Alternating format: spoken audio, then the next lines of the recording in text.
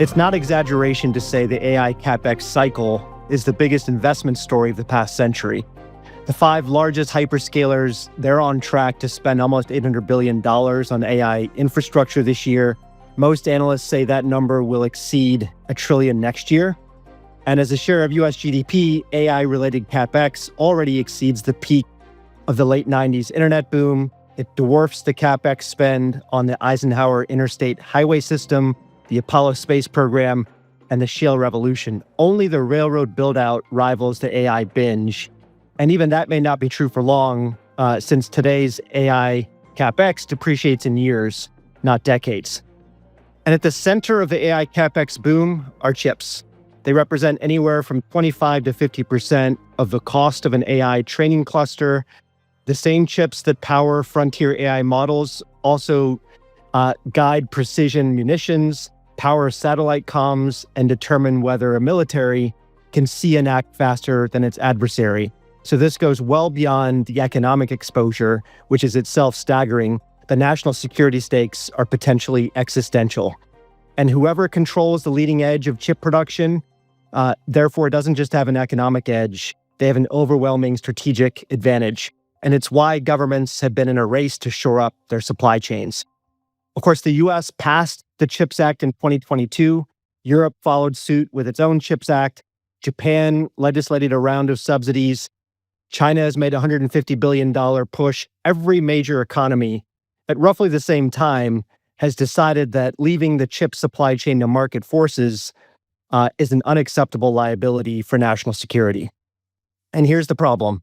Legislating industrial policy to shore up supply chain resilience and executing are two very different challenges.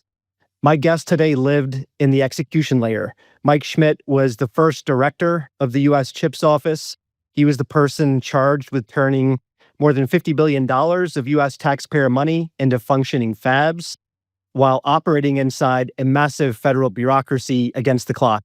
He's now a distinguished fellow at Princeton's Center for Economic Policy, and his research focuses on developing a principled framework for industrial policy. Mike, welcome. Thank you for joining.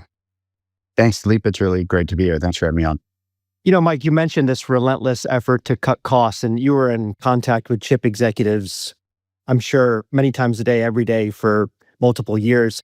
Do you make a distinction between the demand for training compute, which does look insatiable and is driving the demand for the most advanced chips, versus inference compute, which is much more about efficiency gains and where you've seen models like DeepSeek, kind of show that perhaps you can have good enough computing power to run applications? Do you think we might end up with two different stories playing out? I think that's right, and but my sense is that what you're also seeing is a greater appreciation for how important inference is going to be. So if you look at the Intel story right now, and we can get into Intel later. Yeah, I want to. A big part of their tailwind has been that what part of their core product business is manufacturing CPUs for data centers. And in recent quarters, it's become clear that because of inference, there's a huge amount of demand for CPUs. Whereas earlier, like when I was in government, the whole AI story was on the GPU side. Now, because of the importance of inference, there's like really, really strong demand on the CPU side as well. And that has given Intel a tailwind that was hard to foresee, a year or a year and a half ago. So again, it's a story of you're driving for the efficiency, but also with agentic AI, you're going to need the inference so the demand is still there. I want to come back to Intel and the equity stake the government took and whether that was a good or bad decision, not necessarily because of what the stock price has done since then, but just more generally as a matter of industrial policy design. But let me just first take a step back and just let's ground people in what the CHIPS Act actually did and where it stands. So I think most of our listeners know it passed the CHIPS Act in 2022 with just over $50 billion of incentives. I think far fewer people really understand what it's done. So can you just give us an honest status report? Like, what's the gap between what was envisioned, what was promised, and what's happening on the ground? So CHIPS was around $50 billion. 39 billion of that was for manufacturing incentives. Most of the rest was for R&D.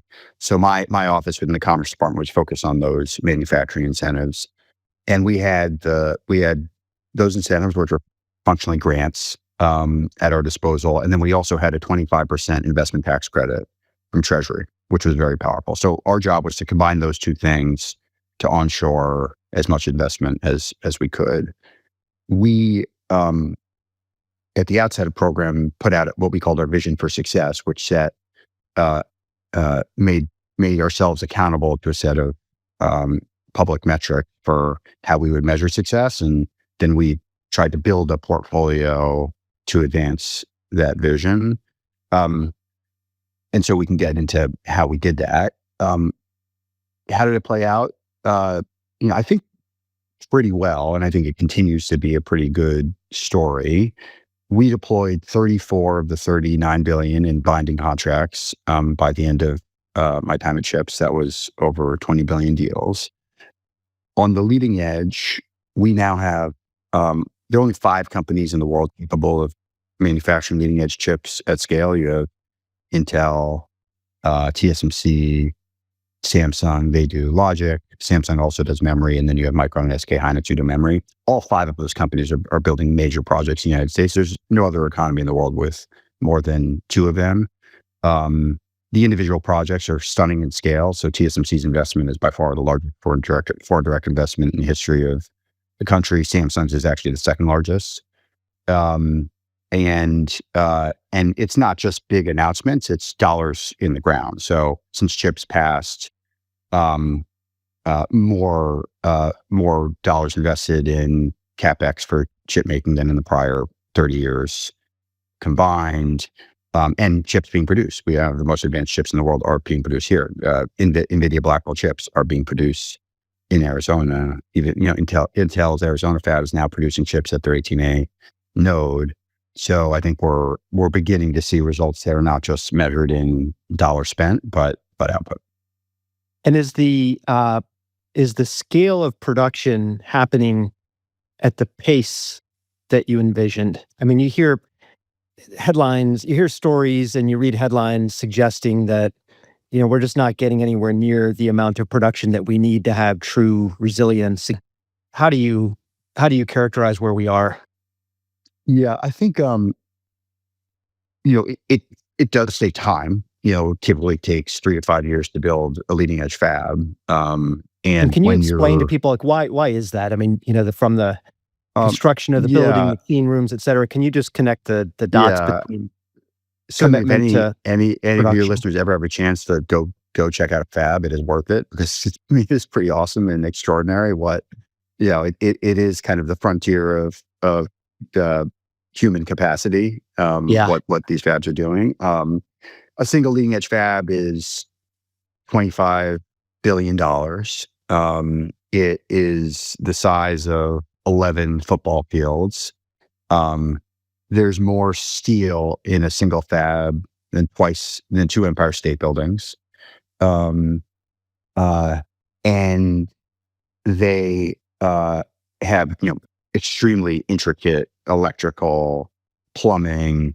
The fab itself, the clean room of the fab itself is called the clean room for a reason. It's, it's like an order of magnitude cleaner than the OR room at a hospital. And it's filled with the most expensive, intricate equipment in the world.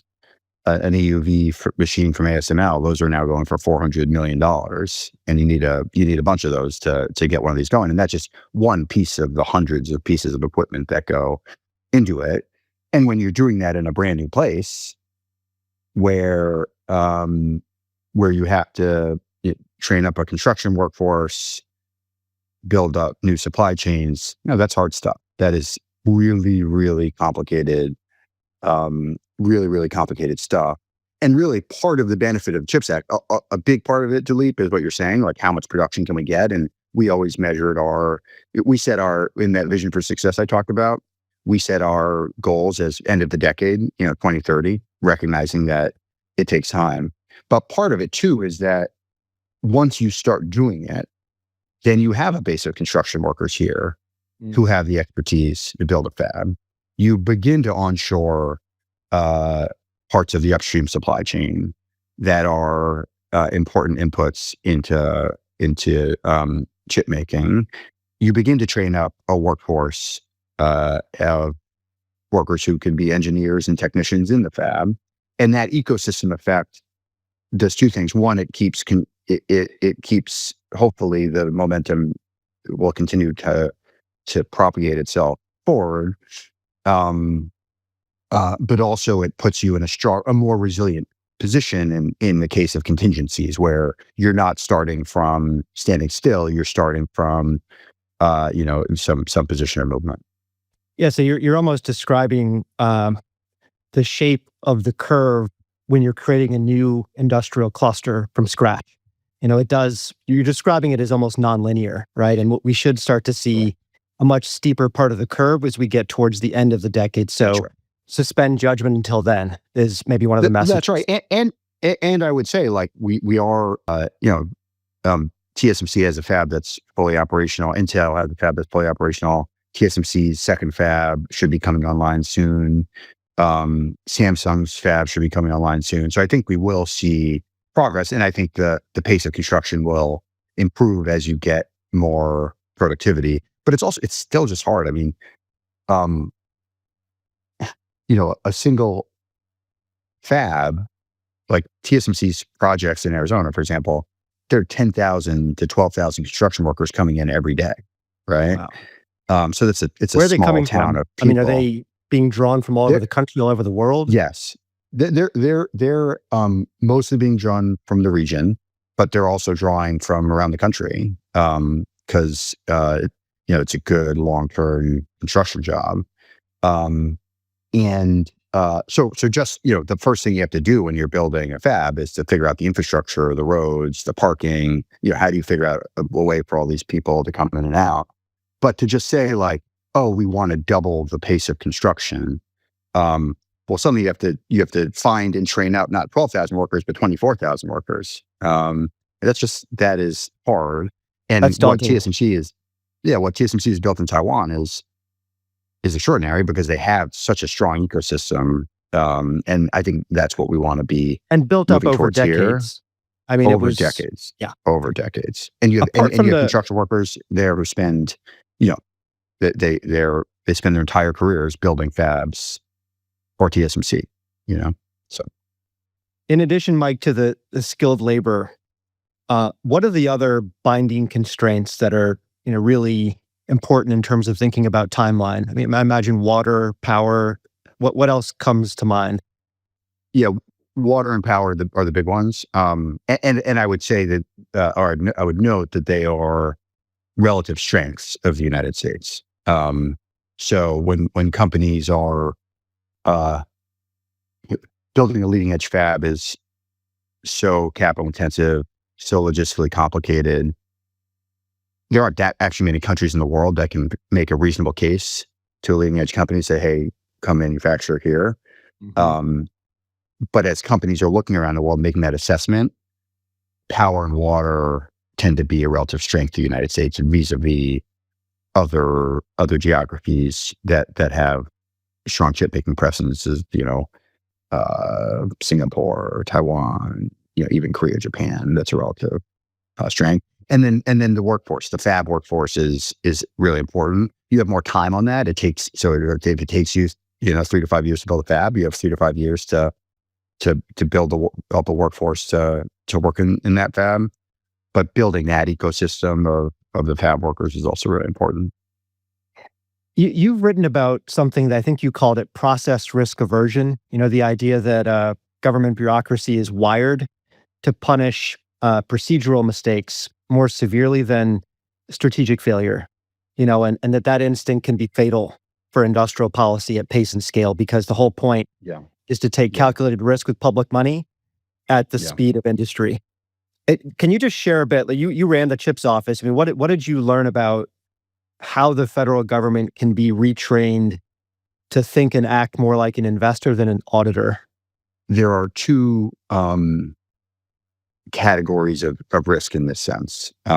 One is risk related to the outcome, right? So you make an investment and it goes poorly, and then you look bad. And the iconic example of that is Solyndra, which became this big, it's a clean energy company that became a big headache. We just can't be paralyzed by this fear of failure because if you're so concerned about the risk of failing, then you're going to lose sight of the strategic failure of not actually doing the thing, right? And so I couldn't agree more. If we don't have any more Solyndras, it means we haven't taken enough risk as a country, right? Because not every industrial policy intervention is going to succeed.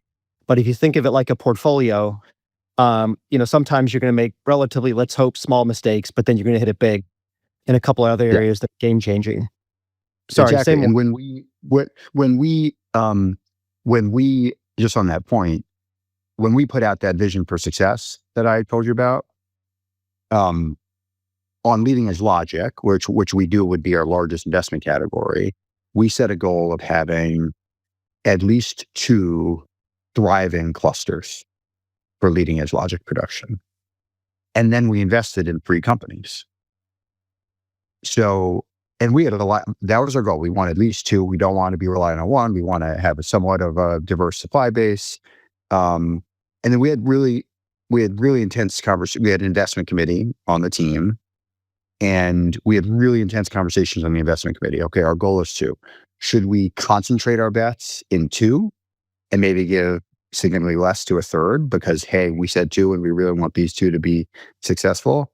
Or do we take a more diversified approach, truly seed 3 players in a way that gives them a real chance to succeed, and then hope that you get 3 out of that, but if you get 2, you've still met your goal. We ended up doing that diversified approach, and baked into that was creating a permission structure for, a pretty big chunk of the portfolio to not succeed. But that was part of it. For us, that was part. And then you do all these things, you structure deals in a way that protect taxpayer money. These dollars only go out the door as milestones are met, and all the stuff that you can do. But fundamentally, you have to be comfortable with that risk.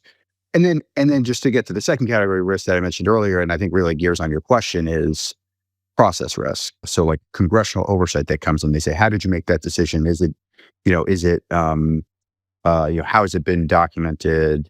Was it totally impartial? And, all these things, which are like, they're advancing the right set of goals. But if you become so paralyzed by being able to answer all of those questions, then you can really lose sight of creating a process that helps you advance your objectives, right? And an example of that was at the Commerce Department, at least, it was very common for grants to be administered where you're making evaluations of applications based on quantitative point systems. So you get, 10 points for this and 8 points for that. And you kind of do these independent evaluations and you add them all up. And if you're above the line, good. If you're below the line, like, too bad, so sad. And I remember kind of sitting in a meeting early on, and Todd was the chief investment officer of the CHIPS program. I remember we looked at each other. We were like, this isn't going to work. Like, that's just not, we can't. Like the quantitative system. A world in which one of the most important companies of the world, for some wild set of reasons, ends up below the line, then like that just doesn't, we needed to have a holistic process. And so we did. We built one that was qualitative and holistic, still very rigorous. We still, in a way that I think probably a lot of folks on my team thought was overkill. We were rigorous about documenting our decisions, our rationales, protecting the process but designing the process in such a way that it was going to be consistent with our broader strategic goals. Just before we move on to kind of the broader goal of supply chain resilience and where we are, remind me, the clusters, you said you aim to create 2 industrial clusters and to pick 3 companies. Just for the audience, TSMC Arizona, but then uh, Samsung in Texas, and Micron in New Yeah. York and Idaho. Do I have it right? Well, that goal was specifically on logic, leading edge logic. So that's TSMC Arizona. You have Samsung in Texas, Taylor, Texas, outside of Austin, about half an hour outside of Austin. And then TSMC, and then Intel in Arizona, where they have an existing cluster. And Ohio. then so kind of building out that existing cluster, and then the next wave of demand going to a new cluster in Ohio. So those are and then Intel's kind of crown jewel, where it does its R&D and low volume manufacturing, is in Oregon. So we did some support for Intel Oregon as well. That was on the logic side. And then on the memory side, we had Micron, and Micron is building a fab, now 2 fabs, next to its R&D facility in Boise. And then has a plan for a major 4 fab build out in upstate New York. So those are the flagship projects. And then we have SK Hynix doing an advanced packaging project in Indiana, TI on legacy chips doing some really important projects in Texas and Utah, Global Foundries in New York and Vermont. And then there's a list of Amcor is a really important packaging company building close to TSMC in Arizona. Global Wafers makes the wafers that you then make chips out of. That's a big project in Texas. Hemlock Semiconductor, it makes the polysilicon that you make the wafers out of. That's a big project in Michigan. So, it's like we're trying to create this ecosystem. Okay, so thanks for that. I want to shift back now from process to strategy. And, the mantra underneath all of this is to generate supply chain resilience in a critical sector like chips, right? It's in the legislation, it's in every speech, everybody nods along. But I have never heard anyone actually define each word with precision. And I think you've kind of been frustrated by the same lack of definition. So let me just kind of press you on how you've thought about how do you define which supply chains are critical, who decides, how often do you update that list? And then this word resilience, I know you're working on a paper around this and I love it, but resilience against what kind of shocks? Are we talking about economic coercion, another pandemic, a climate event, all of the above? Are those kinds of shocks equivalent economically, politically? And then how much resilience is enough, and what form should it take? Stockpiles, production capacity, trade agreements, for goodness sake. And then lastly, and then I'll stop because, all these questions are fundamental. Is it really resilience that we're after? Or do we actually really just want dominance? Because I would say there's a distinction between those two terms and a continuum. So, you spent 2 years making judgment calls with real money. How did you think about those terms? So I'll just talk for the next 45 minutes if that's good, and then we'll wrap. No. We got nothing else to do. Yeah, yeah, it's a great set of totally questions. unfair, but I know we're both kind of groping in the dark with this, but would love just to hear your thoughts. No, it's a really great set of questions, and a set of questions that we would kind of circle around in chips in the context of making specific implementation decisions, right? But there was no existing analytical or theoretical frame for translating a kind of notion of resilience into actual policy. So maybe I'll start with the resilience versus dominance question. I think from a broad strategic standpoint, the answer has to be both. We need sources of geopolitical power, and then we also need to build up defenses against others trying to exert power over us.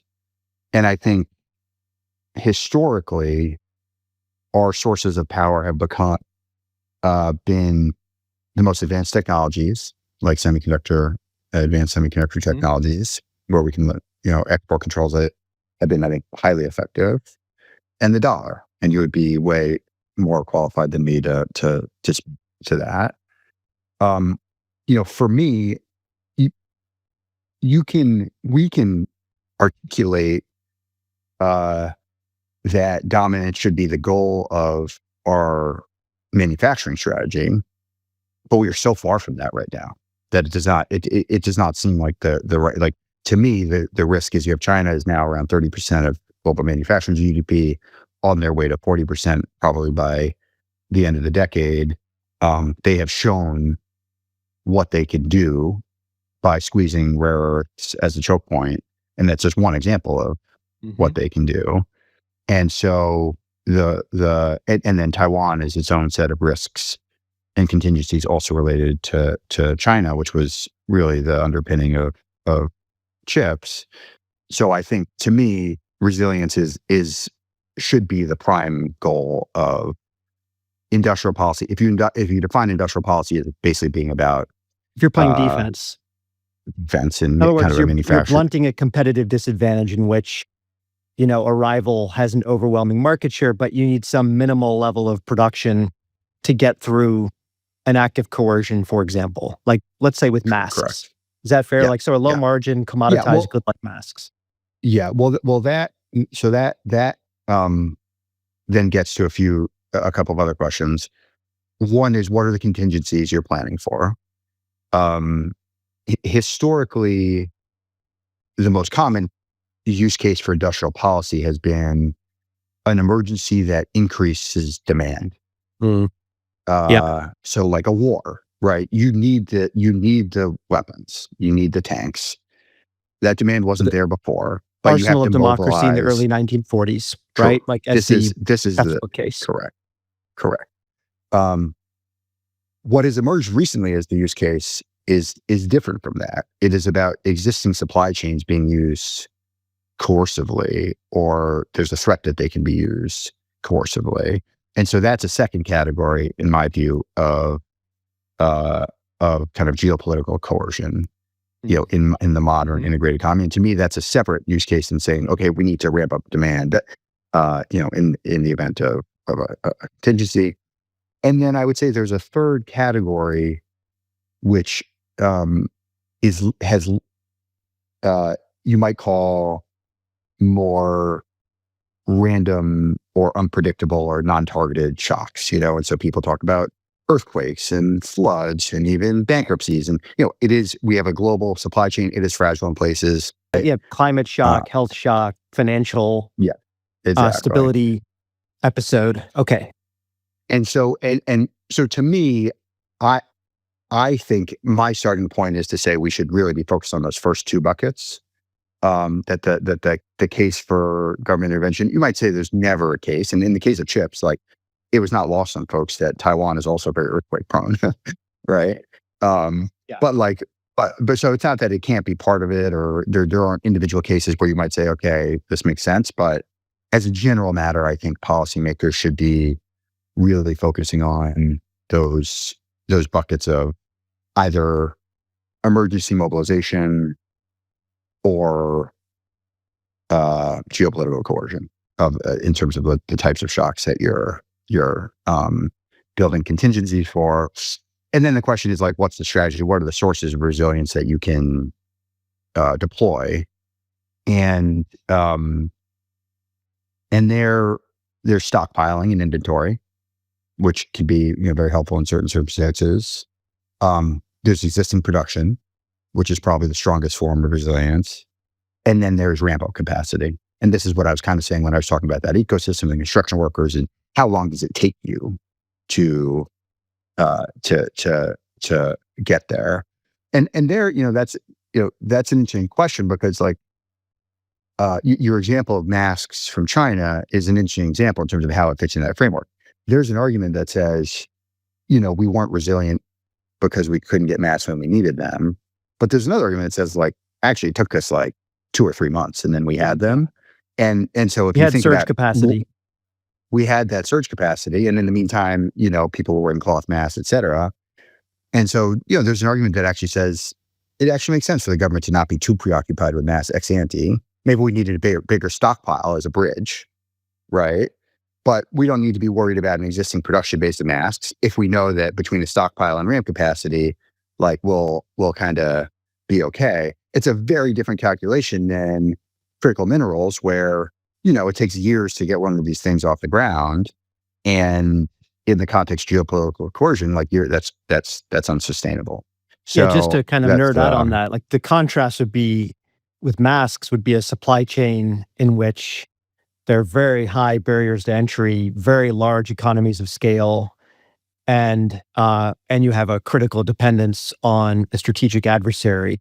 That's checkmate, in an act of coercion, and that's where industrial policy interventions need to be done ex ante. Right? Okay, I'm with you. And importantly, I think the resilience has a it's easy to hear resilience and think it's about the resilience of the economy. So, okay, what is the impact to GDP? If, something, if there's one of these shocks were to occur, supply chain shock. But I think it's important to understand it. It's really about, that's part of it. But to me, like, it's really about politics, right? Yeah. It's your ability as a tolerance for pain, tolerance for pain, and your ability to mitigate pain, so that you can sustain the geopolitical trajectory that you think is right for your country. And the rare earth thing was so troubling, not because I thought the whole trade war was misguided. So it's but the principle that okay, we're going to be as a country taking some policy trajectory. Adversary is going to squeeze a choke point. Executives from U.S. manufacturers are calling the White House saying, "Hey, we have to, like, this is checkmate for us." We then change our posture on the negotiations. That's fundamentally like an unsustainable, that is a problematic position for us to be in the context of great power competition. What you're really saying is that we need to have self-awareness. And if you're a country in which the political tolerance for pain is low, and let's just stipulate that may just be a function of democracy and kind of a fragile state of political affairs that we're in, then that means you should probably be relatively more aggressive in terms of shoring up your resilience against supply chains that can be weaponized, right? I mean, relative to a country that has a higher tolerance for pain.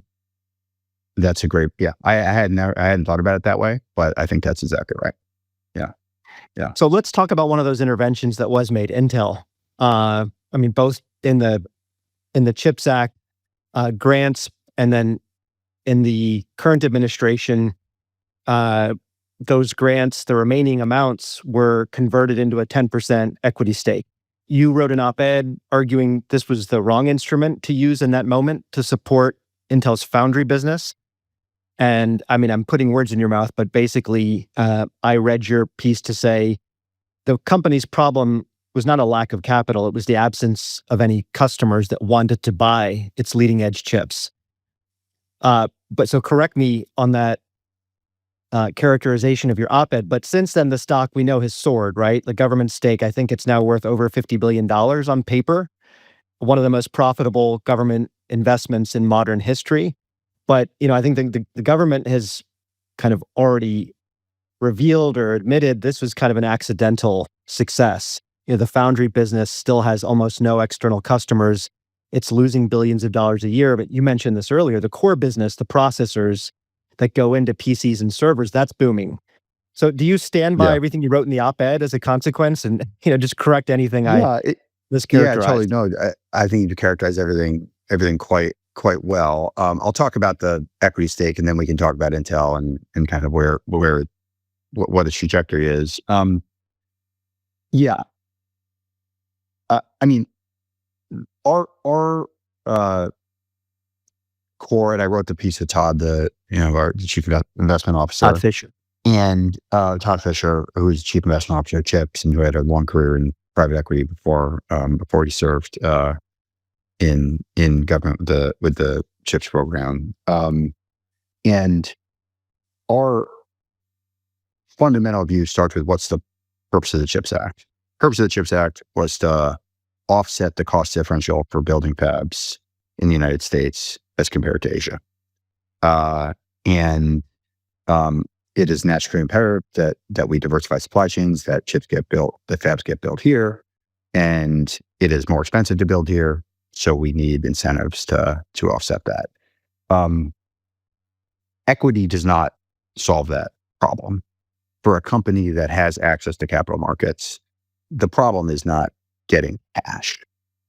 The problem is return on investment vis-a-vis other opportunities in a system where you're accountable to shareholders, right? So ex ante, if we had taken the view that we're going to do equity investment for all these companies, it would have been we wouldn't have had any take it. The program probably would have done nothing, So then the question becomes, all right, well, in the context of Intel, you've signed this deal with them where you said, hey, this is going to be a grant. It's going to be, free capital injection. And then there's a meeting in the Oval Office. There's a discussion with the CEO. And suddenly the government is transferring the funds in exchange for 10%. What you lost there was the milestone. So the money only going out as national security objectives are met. You finish building the clean room, you finish installing tools, you start producing chips, you get customers, et cetera, et cetera. Those were all laid out in terms of the grant making under the all laid out, very heavily negotiated and all laid out. You've lost that optionality now. You've lost that optionality, and what you get obviously is the value of the stake. We kind of thought that trade-off wasn't really the right trade-off to make, in part because I have a fundamental view that the core purpose of national security-oriented industrial policy should not be to make money. If you can make money or you can get upside, you can protect taxpayers or warrants, it's not, but the core thing is about national security. And there's a reason in all these examples that the government is involved. And if the private markets were able to make all the money they needed to make by getting these things to happen, they would have done so. Then you don't need the government involved, right? So that was now, I will fully acknowledge that since then, the Intel's business has improved meaningfully, and the stock has gone up a lot, and taxpayers have made a bunch of money. That's a good thing. I'm very happy to see all that, but in policy, just because something works out a certain way, ex ante doesn't mean it was the right decision ex post, and there are a lot of confounding factors, and these aren't controlled experiments and all that. In terms of Intel, I think so. You're right. The core success they've had is what I've seen earlier. It's or what I was discussing earlier. It's improving prospects for their products business. So these are chips that Intel designs to compete with AMD and others. And a big part of that's driven by demand for CPUs for inference in data centers. So that, and that's been, I think, good for the company. But there are two ways that Intel products can manufacture chips, the most advanced chips. They can go to TSMC as a customer of TSMC, or they can go to Intel Foundry as an internal customer of Intel Foundry. And they are, in the last couple of quarters, you have seen more success manufacturing with Intel Foundry. And so I think that is a really important success that I think needs to be tracked. And then the other thing that needs to be tracked is, I think, a big part of the bump in the stock has been these reports of external foundry customer engagement. So there were reports about Apple and reports about Google, and then they have some kind of deal with Tesla on the Terafab project.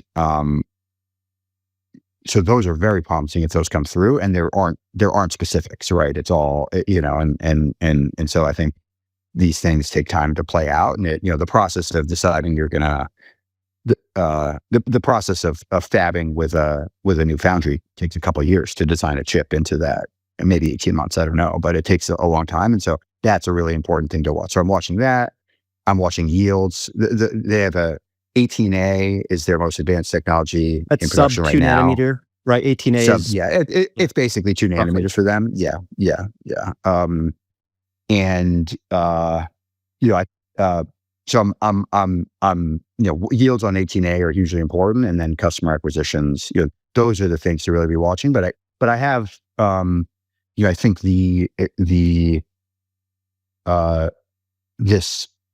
this extraordinary wave of AI related demand, combined with, I think, some strong execution by the companies, put the company in a position where the prospects look meaningfully different than they might have looked, let's say, a year ago. And I think that's an extraordinarily good thing, like a really good thing. Agreed. And would you have, if you were still in government, would you have said the right industrial policy intervention for Intel? It's not so much on relieving a capital constraint, because there is no constraint, but maybe it's a regulatory action to require hyperscalers to dual source the production of chips. One of those sources needs to be within the United States. Does that sound like an appealing alternative to you? I think I wouldn't say appealing, because it sounds super complicated and comes with all sorts of distortions. So, it would be one that Preferable. I hear with deep trade-offs. Yeah. Like it is it might be a necessary one, or, but, I think that what continues to be the core driver of whether Intel will succeed is their ability to secure customers, and in particular, external foundry customers. And most important by far in their ability to do that is just simply their ability to execute and their ability to earn the trust of customers in an intensely competitive marketplace, which is being helped right now by the fact that demand for TSMC chips is so extraordinary that customers are looking for other potential bases of supply. So that's a really good thing. But then I do think that the government has a role in trying to, for Intel, and by the way, also for Samsung, which in a project in Texas, in trying to encourage customers to fab with alternatives. And when we did that. We were active in trying to meet with customers, persuade them. We didn't have regulatory tools at our disposal. We didn't have monetary incentives at our disposal. So we were kind of limited in our ability to do that. I do think that is, it's a strange role for the government to play. Like it's not necessarily a comfortable role, but it is, I think all things equal is the right approach for the government to take. To me, the equity stake kind of complicates that, because you're saying, is the government doing that because they want to make money? Is the government doing that because it's about national security? That's like, it's a cleaner story to tell if you're doing it simply for national security purposes. And then failing that, I do think that thinking about a firmer set of broader regulatory interventions should at least be, in the Overton window, as it were. Yeah, it is an awkward situation in which you're telling some of the leading chip companies, we know how to diversify your geographic risks better than you do. You really ought to dual source and have one of those sources coming from within the US, given all of the risks that we see coming out of Taiwan. But nevertheless, wouldn't be the first time that a company's interest didn't align with the country's interests. I want to get you out of here, Mike, with a question I ask everybody, which is, what is the one consensus belief in your world, however you define your world, that you just think is flat out wrong? In chips and in industrial policy for chips, there's this concept of the silicon shield, which says that the U.S. reliance on Taiwan for advanced semiconductors, for chips general, reduces the strategic optionality that the U.S. has in the event of a Taiwan contingency. And I could imagine like a set of scenarios where not having a more resilient supply chain actually reduces our optionality in ways that make it harder to navigate. Yeah. Yeah. Mike Schmidt, thank you so much for joining me, for your service. And I look forward to seeing you sometime this summer on the tennis court. That sounds great. Thanks, Daleep. Past performance is not a guarantee of future results. Views and opinions expressed may not reflect PGIMs and are subject to change. This podcast is for informational purposes only and is not intended as investment advice. References to specific companies are for illustrative purposes only and should not be interpreted as recommendations to purchase or sell securities. PGIM and its affiliates may hold positions in the securities of companies referenced herein. This is not a solicitation. Please visit pgim.com for important disclosures, additional information, including details on non-U.S. jurisdictions. Prudential Financial Inc. of the United States is not affiliated in any manner with Prudential plc, incorporated in the United Kingdom, or with Prudential Assurance Company, a subsidiary of M&G plc, incorporated in the United Kingdom. Copyright 2026 Prudential Financial Inc. and its related entities. Prudential, PGIM, the Prudential logo, and the rock symbol are service marks of PFI and its related entities, registered in many jurisdictions worldwide.